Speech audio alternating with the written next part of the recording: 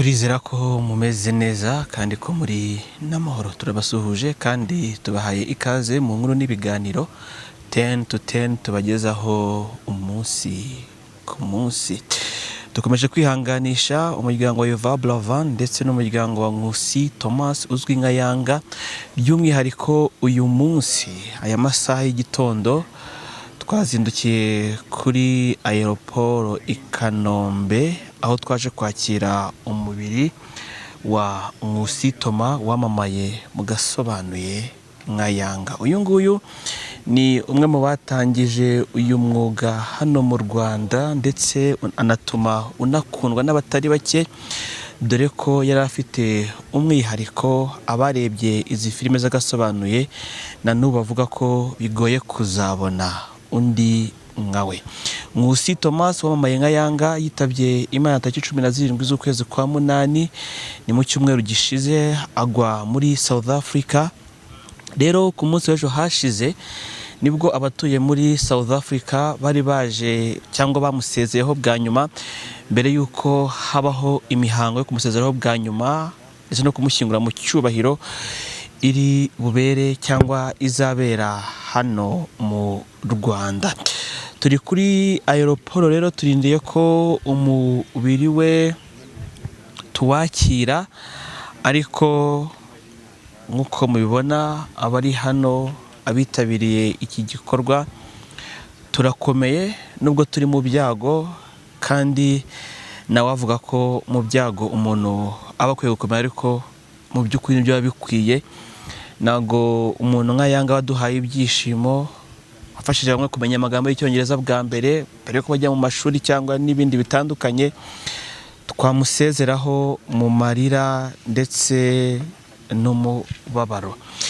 Rero twaje kwakira umubiri we, turindiye ko Junior Giti n'indi ekipe bajyanye muri serivisi za aeroport baza gusohoka tukakira umubiri wa Yanga.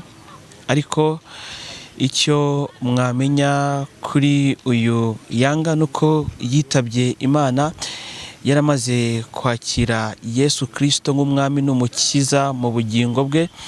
Ngira ngo abagiye babona ibiganiro bitandukanye, haba ku ISIMBITV, haba kuyobokamana cyangwa kuri Zaburi Nshya, haba kuri Nkunda Gospel TV ndetse n'izindi chaîne za Gikristo, mwagiye mubona ubuhamya uyu Yanga cyangwa Nkusi Thomas yagiye atanga, avuga ko yakiriye Kristo nk'umwami n'umukiza mu buzima bwe. Rero turarindiriye ko twakira umubiri wa Yanga, reka dukomeze tubafate mu mugongo.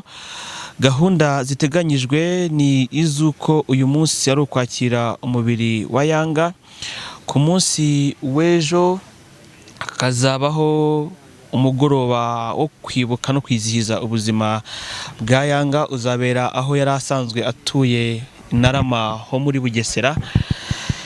Nyuma yaho ku munsi wo kuwa mbere Yanga Nkusi Thomas tumusezereho bwa nyuma mu cyubahiro akwiye, nk'umusobanuzi wabanye natwe, wadufashije muri byinshi ndetse wanaduhaye ibyishimo muri rusange.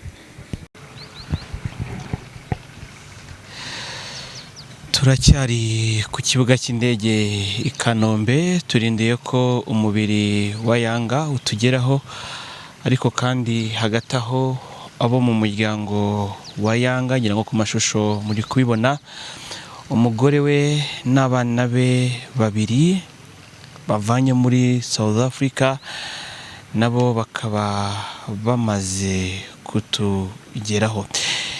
Yanga yamamaye mu gusobanura filime mu Rwanda, amazina ye ni Nkusi Thomas, yitabye Imana ku myaka 40 y'amavuko.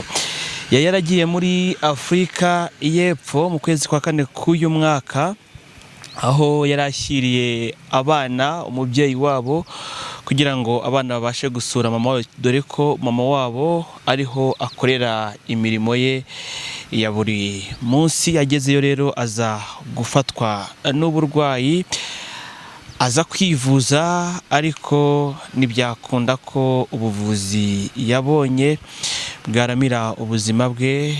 Nkusi Thomas twamenye nka Yanga agwa muri Afurika y'Epfo itariki 17 z'ukwezi kwa munani mu mwaka w'ibihumbi 2022. Yanga afite amateka aremereye mu mwuga wo gusobanura filime hano mu Rwanda. Ntago twayavuga ngo tuyarangize, ariko kandi dukomeje kwihanganisha inshuti, umuryango ndetse n'abavandimwe ba Nkusi Thomas, tubafata mu mugongo hamwe n'abakunze filime zagasobanuye muri rusange.